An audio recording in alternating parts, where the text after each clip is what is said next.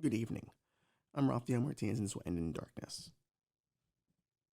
We would like to address a rumor, a chattering, if you will, about this program having a political agenda. And we have made it quite clear several times. We don't have any politics to speak of. We have varying beliefs that change over time. We're constantly evolving. But we do not pick a side. We are dedicated to neutrality. Some would say that's cowardice.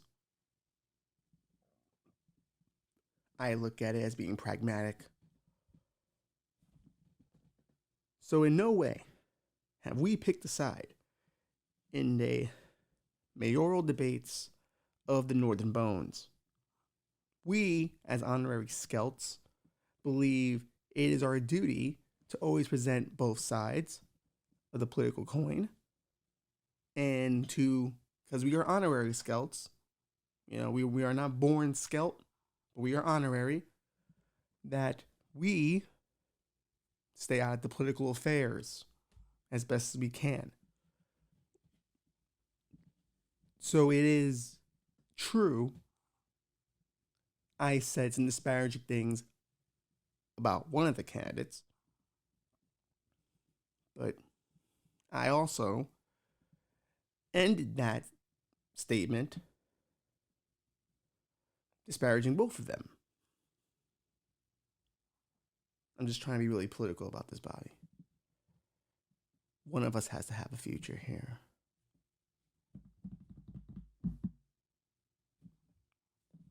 So, did I say of the Democratic nominee that I assumed that he too was on Epstein's island with Clinton, getting blown by teenagers because he's a pedophile? Yes, I did say that to him. But I also said to the Republican that I hope your wife finds out about your young male lover. And ended all of that with both of you should burn in hell.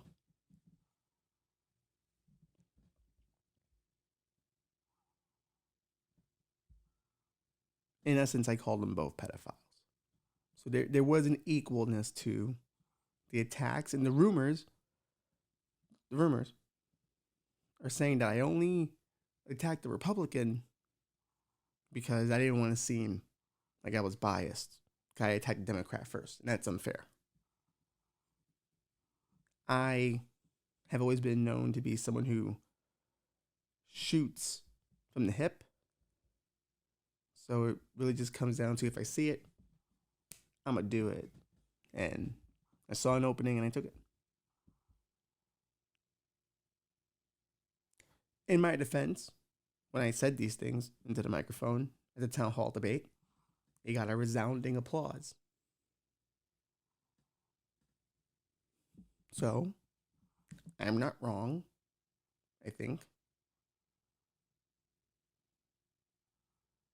Maybe.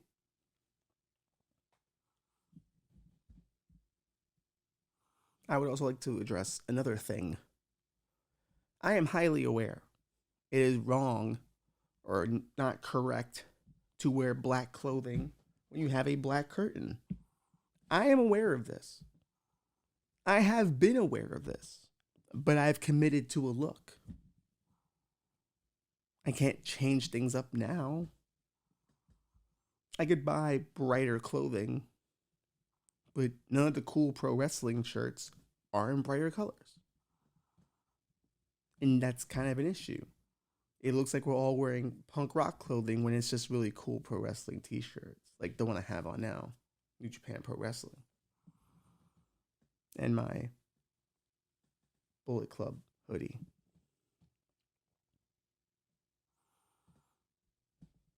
as you can see, it makes it very difficult to be a pro wrestling fan and wear brighter colors. So I'm aware, but my wardrobe is quite limited right now. It is. Subject to change. Cross your fingers. Maybe WRKM hits him with the big bonus. But yes, welcome to the show. We had to get those things out of the way. Those legalese. Now we can have the conversations we can't have when the sun is up.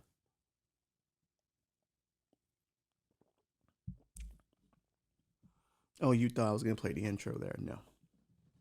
It was already played, Bobby.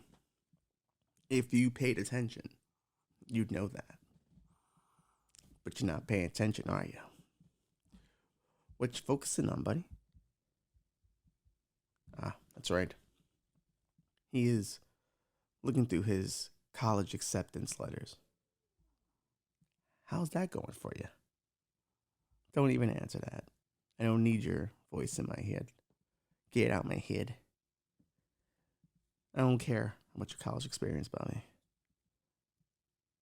But the Wonderkin's going through his. And that's something I do care about. We recently went visiting some universities. And I gotta be honest, I think I might have missed out on something. I think I might have missed out on a really cool experience going away to college. Even something as far as 3 hours away requires travel. You know, so it's a good distance. Like you're away, but not too far away. But sometimes you need a wider distance, which I think I would have been a wider distance person. I think I would have been, like, if I had an opportunity or I had a choice, I would have gone to, like, a West Coast school, you know, just to get away from New York. But there's nothing bad about upstate school either. A few of them are on the come up right now. So, but what I experienced was a level of excitement I never experienced because in my high school, going to college was like, yeah, you're going to do that, but like don't have a dream of what you want to do, just what's going to make you money. You know, it wasn't looked at as anything to really celebrate. It was weird. You know, we never really had that team of people who celebrated that. Like you had your one or two teachers, Decker was one of them, you know, Birnbaum, but you didn't really have like a real unit, you know, dedicated to getting you ready for college. You were pretty much left to your own devices unless you went actively looking for it. And the search was always difficult because you couldn't find these people ever. So, but there was a level of excitement, you know, watching him go through the process, you know, meeting the people that are head of his department, you know, finding out about dorms, you know, finding out, you know, about research opportunities. You know, these are things I never knew were either there or, well, I knew you could stay away at college, but I mean, like, in terms of the access to it, it always seemed so far away because of the financials. Money's a huge thing, you know. Me and my brother are two different students. You know, he's a straight A kid. You know, he's battling to be one of the top 3 in his class right now. I was never that guy. You know, I could be, but I didn't want to do it. Who knows what that is? Maybe laziness. Maybe I was just more wanting to be creative. You know, something a bit more outside of traditional. See, that's the bullshit of it, right? Like that's the justification. But I know. I'm fully aware of what I was fully aware. You know, like, oh, I'm a writer. Meh. Like, stupid. You know, I should have been smart about it. If I was going to do it, I should have been on point. I should have all my college stuff together, but I didn't have it together. I also wasn't doing a lot of my schoolwork either, so that always gets in the way at some point. But yeah, he's experiencing something I never experienced before, and it's new for me to experience this level of maturity with someone young. Because my other brother Christopher, like we didn't have those years together, so I never got to really see that. happened for him. Where with John, I grew up in the same house as him. So like seeing him go, oh, now you're going to make these man decisions about where you want to spend your next 4 years. Where do you want to aspire for your career? Those are really important moments in a young man's life, and you don't know how important they are until you're there. So all these new questions start showing up, new fears start popping up in your mind, and you start to go, how easily this can go, fuck up, if you're not careful. And I think it prepared me for like when my kid eventually goes through it someday. Like I'll have already done it once, so I already know what the feeling is. It won't be new for me. I'll have already been part of the process. But he's the first in our family to do something like this. So there's this compound interest of expectation. It's a lot raining on him, but he handles it so well, so confidently, very chill. He has it's going to be what it's going to be. He's made his choice already. He's keeping it quiet to himself now, but when he's ready to talk about it, he'll talk about it. But like, there's a level of maturity that you didn't know was possible until you saw it in front of you, and a level of fearlessness. It's always I wonder. I don't think I was like that. Like I don't think I didn't have that in me. I didn't have that engine, that fearlessness. It was always fear. Like any little thing could fuck up my entire future. So it kind of keeps you from doing things. Like when you have that in your mind, like don't do this, don't do that, kind of fucks everything up for you a little bit. But he's, looking at everything as an opportunity to do something, whether it's, what he ends up going to school for, if he ends up changing majors, like, he's dedicated to a mission. And that's always the thing great to see when a young person experiences that, like, clear vision of what they want their college experience to be. I hated my college experience, the first 3 quarters of it. Looking back on it, like I would argue it's some of the worst years of my life. When it's not supposed to be. It's supposed to be the best. But you have to look at it from how I went. Like I didn't really want to go. Like I was only going because I had the access to. At least the first semester at Medgar Evers. I didn't last long there. Also, to travel, I didn't like to travel. Like, having to go down to Franklin was difficult. BMCC was different. It felt like, oh, like, this is actual college. Like, not to say Medgar Evers didn't feel that way, but it just, there was something about BMCC. It was like, oh, no, this is actual, like, college. And then, mind you, I had, like, visited other colleges during that time. I had gone to Baruch and all that. I never felt that way with them, which is weird because Baruch's considered a really high class school. But I took more of like this is an investor bank here than it is a college. But BMC actually looked like a school, more like high school. So probably that's what it was in my mind. It just went to that. And that's really what BMCC was. It was high school extended. You were still living at home, but you were just going to school every day. Nothing had really changed. Except for like, you'll have the odd Saturday class, or you only gotta do one class a day and then you're out. But then you would spend a lot of your time fucking around at school, which was like, why? You could be out doing a bunch of other things, but you're stuck here. When I was there was like I was hanging out like on this place called the Bridge a lot, and it was made up of like theater kids, some video arts kids, other weirdos that had like come around. Like there was a moment where like what started as a small group of people had turned into like 4 different groups of people. And it was just gross. Like, I imagine like it was a college kid Skid Row. That's really what it was. A bunch of rejects, uh, people who were far too good to be hanging out with.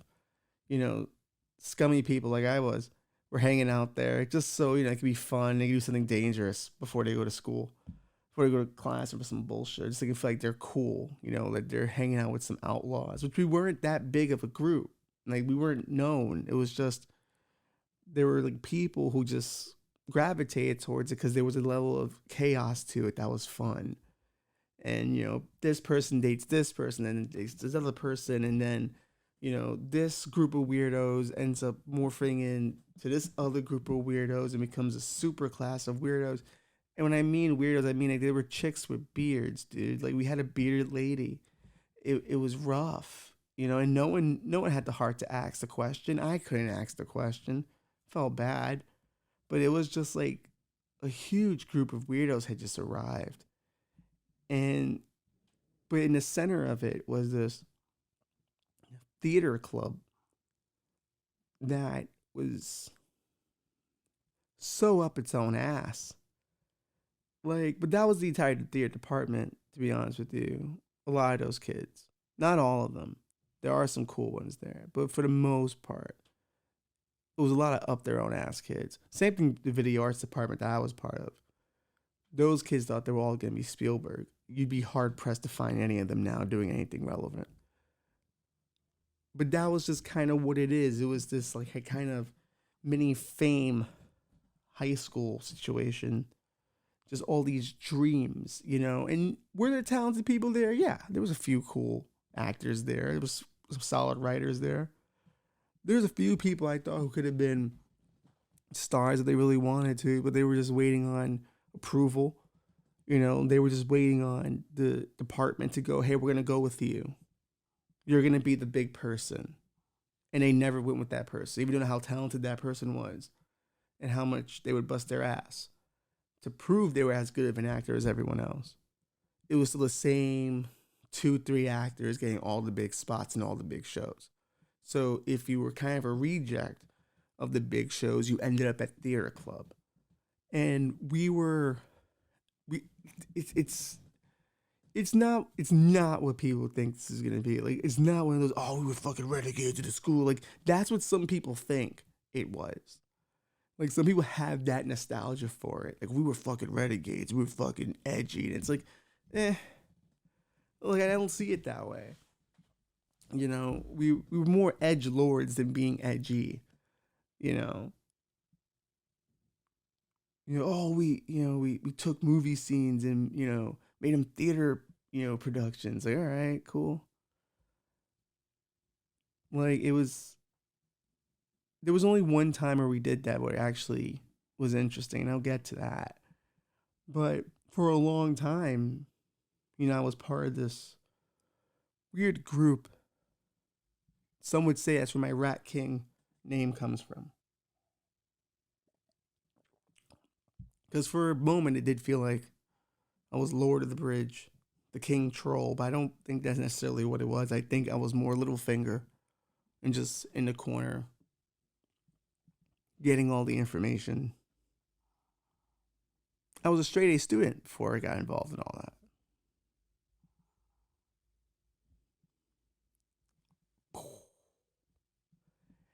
Down the drain that went. And it's not to say that was the sole reason why it happened. I also am hugely accountable for like not putting any effort I should have put in. But that group also didn't really help anything. It kind of just made it worse. And BMCC itself as an institution was not designed for you to graduate. It was designed to keep you there. And you start to realize it when they just add on classes and requirements, though they were never there when you started. So ideally, you would be finishing the degree you started, not this new version of it, but they find loopholes around it. But That's what it was, high school. And all the emotions and thought processes, whatever, the plurals of processes, were high school. You dealt with things like high school. You gossiped.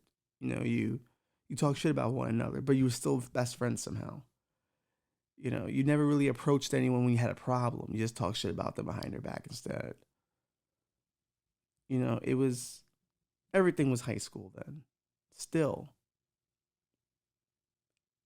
And it really killed how I looked at college for a long time. Even though during this time I would hang out at Hofstra a lot with my boy Lou. I would visit him a lot and I would see the other experience of it, but that seemed so out of reach. It seemed like I couldn't do this. There was no way. Even though I could have. If I had really put the effort, I could have. Where I was, there were very few people aspiring to do more. We were just going to be great. And now it's going to carry us. We had a lot of talent. We're just going to get through on that.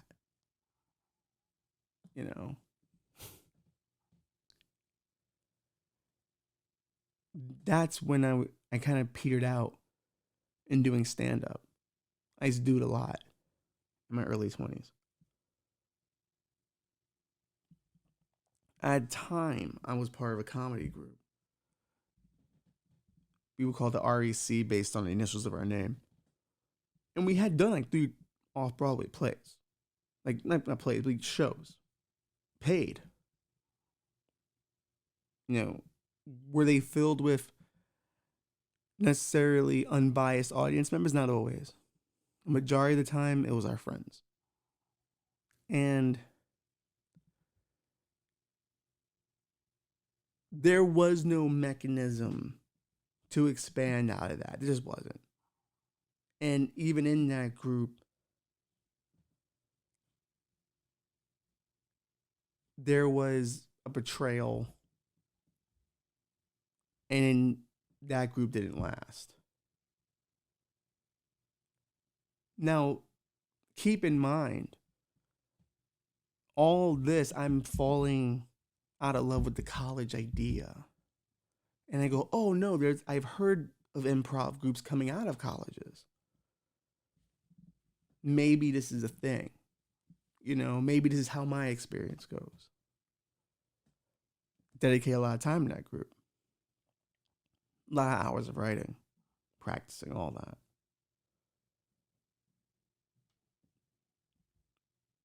One of the other members did too. One, not so much. And the not so much one ended up causing the breakup of that friendship. Not just between me and him, but then him and the other guy. And then that group was also tied in with my girlfriend at the time, who was no fucking picnic either. She lied about the weirdest shit. The weirdest shit. She would text me like sweet things in this, like, what she called a tribal tongue from her home. Listen, I'm not a fucking linguist, dog. So, like, I'm not going to question it, right? But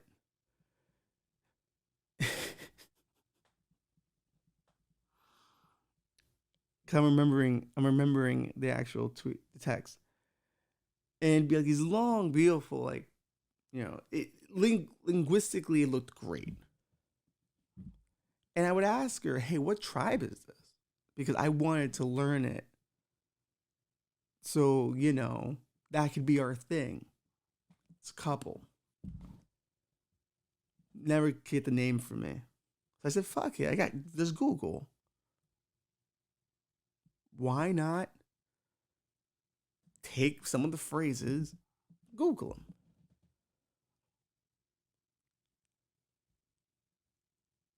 Now, if you ever played Final Fantasy X,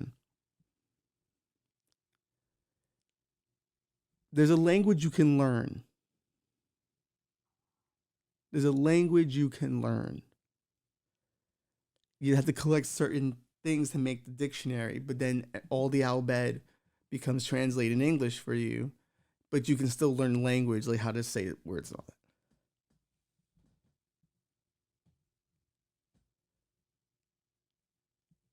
that. She had told me Final Fantasy X was her favorite. It's not even like my favorite, so I don't really pay much mind. Like I do like concepts in it, but it's not my favorite. Mine is still 7 and come fucking early 2000s. Ugh. But there's a 10's good. Never thought about it. Never put 2 and 2 together. Until I Googled what I love you meant. And it pulled up the Albed Dictionary. So this entire time, she's got me convinced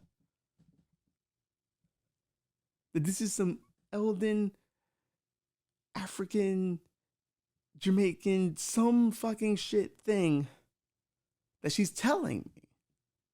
And it's supposed to reveal how much she cares about me because she's telling me these things in this native tongue.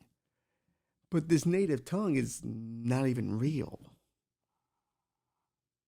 It's from a virtual space.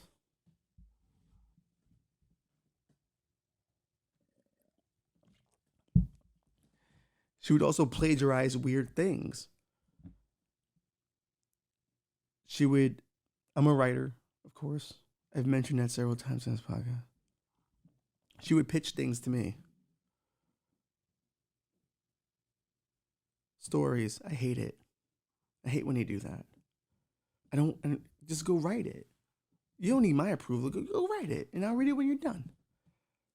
I don't ever pitch anything to anybody. I just write it when I'm done. Here it is. But she was telling me about this movie she wanted to make and how the world would be like comic book panels, right? And the guy could control everything in the comic world to aid him in reality.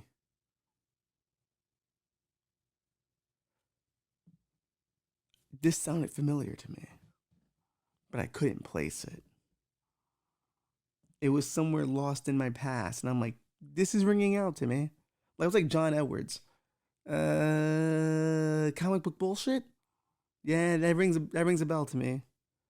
It's telling me this is some bullshit. That's what the Spirit's telling me. So, I had a PlayStation 3 that still played PlayStation 2 video games. So I told her, hey, you have anything? 'Cause I know you don't have a system at the moment. Like, I just want to, play something different than what I've been playing. She had a Sega Genesis collection. PlayStation 2 disc. Had like Sonic and all that. And I get home and pop in the disc and I see, oh, look, it's Comic Zone. I was just thinking about this the other day. I have no idea why. Let me play Comic Zone.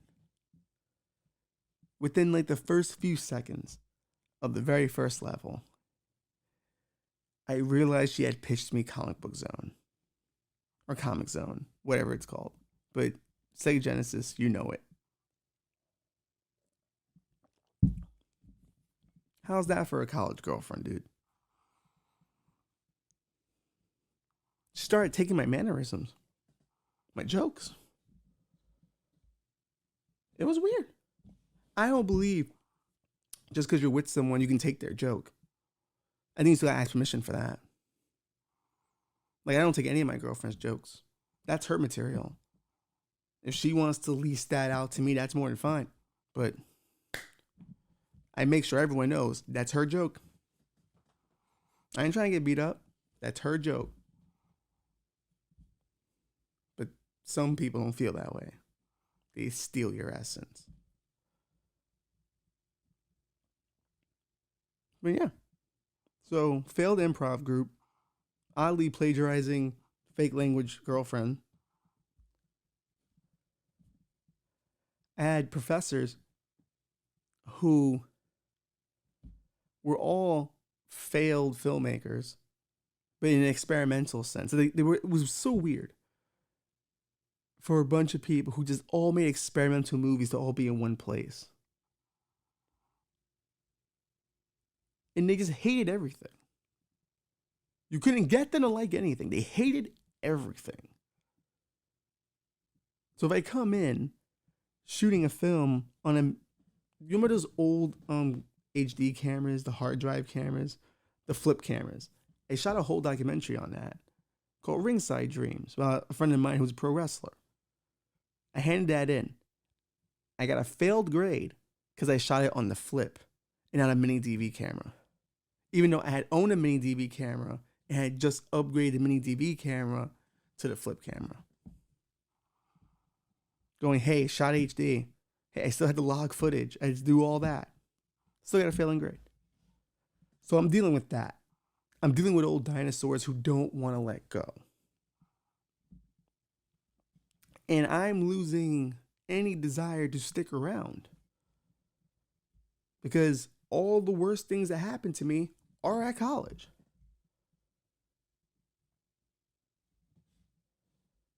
So eventually I just flunk out. I'm out. I'm done. Don't want to be there no more. It's not fun.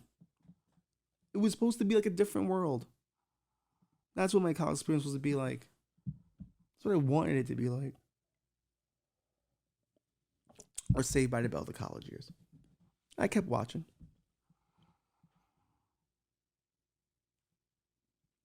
So I flunked out. You know, I'm out for like about a year. Now, this is where, granted, calling college the worst years of my life is one thing, but there's the things you do get out of it that kind of make it worthwhile. First, you get Anthony Camacho, who's my best friend. You heard him on the July 4th episode. I meet him through there. He's finally, I guess, I don't think he had just turned 21. I think he had been 21 for a bit, but he finally reached out and said, hey, you want to hang out or something like that? I said, sure, I'm down for that. And we started hanging out at Gotham Lounge a lot. Because it was $2 PBR and a shot. Then became $3. And it was a comic book theme bar run by a Bushwick, native. So it always felt comfortable being there. But for a whole year, like, he was kind of always dropping, when are you going to go back to school? When are you going to finish that up? And I'm like, I'm never going back, and he said, but you were close to finishing. I'm like, yeah, I had a few. I had like maybe a semester or two in me, and that was it. And I could have finished it. And he's like, you should go back. Like, you should really go back. He does this for a year. Every weekend. Multiple times in that weekend. Because we would hang out a lot. For an entire year, he's dropping, you need to go back. And this is a guy I had no issues with. One of the very few good guys in that entire place. And he was a dude going, you got to go back. Because I used to be obsessed with finishing things. Finishing things is a hard thing for me. It really is. Writing this sometimes. Schoolwork. And it's finishing is really difficult for me. Getting started is not really that hard. It's the finishing part. And I can know exactly how I'm going to finish something and still won't finish it. I have no idea why. Just something I'm not good at. It's something I guess you have to practice. You got to practice finishing things. It's got to become a habit. It's like achieving things. It has to become a habit. So after a year, I'm drinking and then it finally comes out my mouth. I think I'm going to go back to school. And he just looks at me and goes, I've been telling you this for a year. And I was like, yeah? He's like, yeah. I was like, well, it worked. I'm going back. And I did. And had the best experience. I went back, oddly enough, with a few of the people who were part of that old group, but like the more getting their shit together versions. I was now dating someone from that group who was a lot better than the person I was with in all facets, but mostly mentally, mostly like inspirationally. Like, I wanted to do better because I was with this person. She, mind you, I hadn't really gotten a chance to speak to her while in college because, oddly enough, the ex was her friend, and I was banned from speaking to her. I have no idea why. All I ever said to her before that was, "Hey, how's it going? Welcome to Theater Club, blah, blah, blah." And after that, when they became friends, was never allowed to speak to her ever again. Whatever. Oddly enough, here we are. The person I'm still with today, Christina, was that person that I couldn't talk to back then. And is now the college girlfriend I went back to college with. It's weird how that plays out. But once I didn't have a group to be a part of and I was just on my own, school wasn't hard anymore. Because I was now there for the mission. There was no more fucking around. There was no time. I went back in my late 20s. I didn't have the time to fuck around anymore. You know? And it was also on financial aid, no longer a scholarship from my mom's job. So it was my money, so to speak. Maybe that's kind of what I always needed. A more of, I guess, a more tangible way of seeing what things were worth. Because as a kid, you don't see those things. You know? Like, not doing good in school came with the worst punishments, but doing good in school was associated with getting things back for me, because I was always a bad student. So I guess for me, it never really materialized that, oh, this could be better. Like, if you did better, you'd get more things. We also didn't have a lot of money at the time. So it made that kind of difficult to really, reward or even enhance that. That's just how life is. That's the economy, dog. And a lot of people are going through that now with the economy. It's hard to reward children for doing well because money's tight and words can only do but so much. But now that I was back in, it was a lot more fun and I had better professors. Guys who had just got out the game, worked on the more recent technology, and were just gung-ho for anything. For them, it was about be as creative as you can be within the limits that we set for every project. I've never had a professor in film tell me anything positive other than this one. And it wasn't because they didn't like my projects. It was because how I shot it and how I was working around their rules. I think rules are bullshit. You ask me to create something, I create something. This is what it is. But this TV professor that I had was able to explain the rules to me in a way where they felt like options, not limitations. So when he gave me my A, and he was like, dude, you have a great idea of what needs to be seen visually. That meant the world to me. Because not only did I do it within his rubric, he took the time to go, that was good. That was dope. Not many professors in my first go around were like that.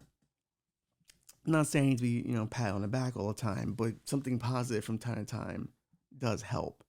But there is this weird thing in the arts where it's believed that you be as heartless as you can, be as cutting as you can, and that's going to make someone better. But I don't think that's true. I think you have to have both. Good cop, bad cop shit. Generic ass advice. But going back, I was 10 times better than the student I was walking in. And I was getting a feel for it again. Sad that I was too old to continue it in a real way. Because I can't do that now. Like, work's already tough enough. Add school onto that. Like, who's got time? Try and do this. Trying to do other things. It's a lot. But, having had that experience, like, would I sacrifice 50 people I know because of college to go back in time and do it over? Yeah. Not the people I mentioned earlier. Like my girlfriend and Camacho were great. Thank God for them. But I'd sacrifice a good majority of the others. There's probably a few exceptions in there, but a good majority. I would sacrifice and burn down that bridge if I could. Um, I should. That's terrorism. I can't say that, right? I would love to. But be a good killing of negative energy. But instead of going when I went back, when I was hanging on the bridge, it was deserved. I had to bust my ass in class all day. I wasn't looking for anything anymore. Like it's the thing I think when you first go to college, you think college is gonna define you and show you all these things about you you don't know. Maybe that's gonna be the case for people who go away, who go to like, these beautiful campuses and all that. But when you don't go away and you're still city bound, you get defined by the city. You're defined by the atmosphere. The only true way to know yourself, I guess in a college setting, is to go away. It's the only way you can do it. You're on your own. It's all on you. And the limited experience I had of that when I was hanging out at Hofstra, it became how I looked at the college experience over time.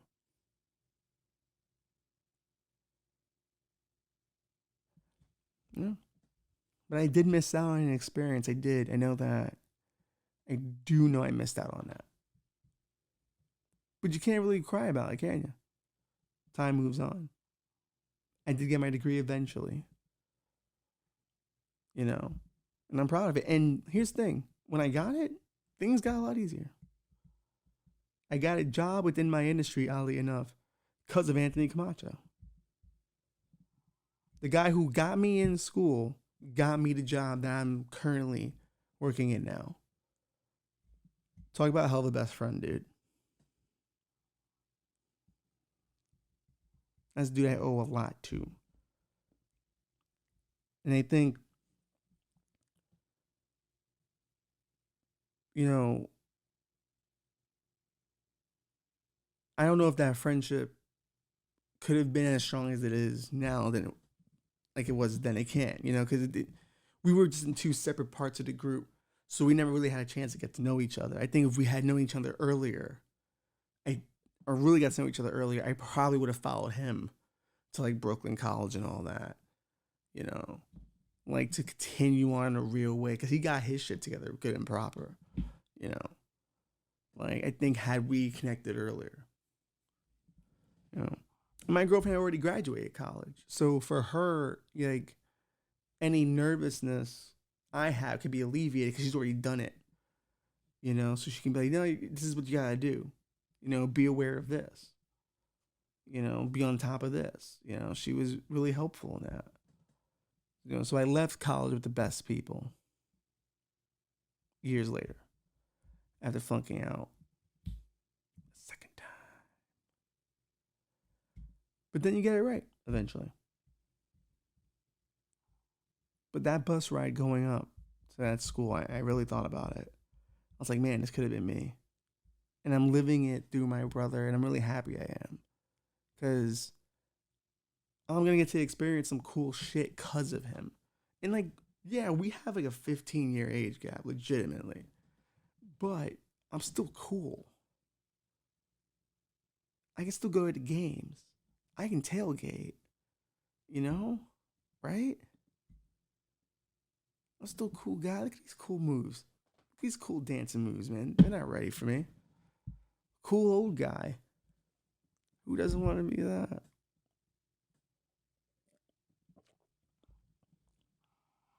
But I've been thinking about not just even college, just I've been going to open mics, not performing. I'll make that very clear, not performing. Just hanging out,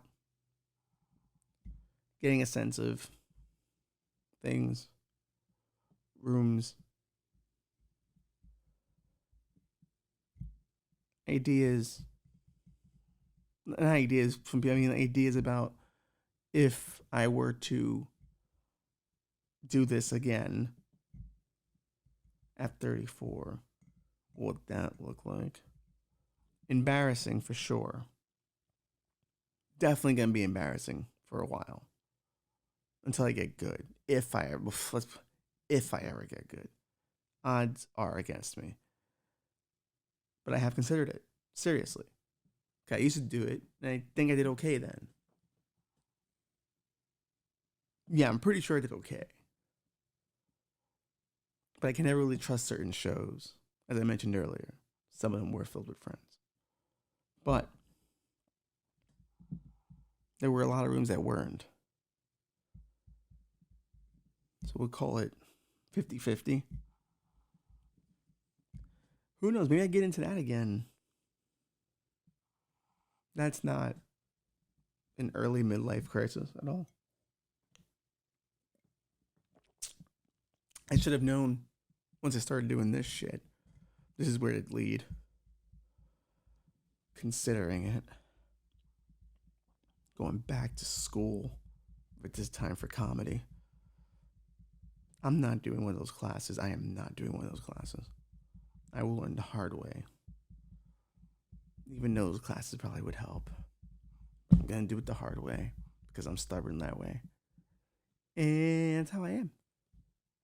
That's how I am. Who knows? Maybe in a week I don't feel this way. And we'll at least have maybe a clip. Maybe I'll do it once. Air a clip about how cringe it is. We'll just stick to broadcasting on public access television. WRK has been good to us.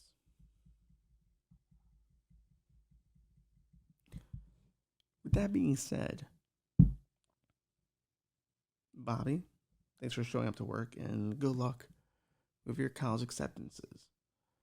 To be honest, your list probably isn't as long as John's. Yeah, he's got like multiple acceptances. It's kind of embarrassing how many acceptances he's got.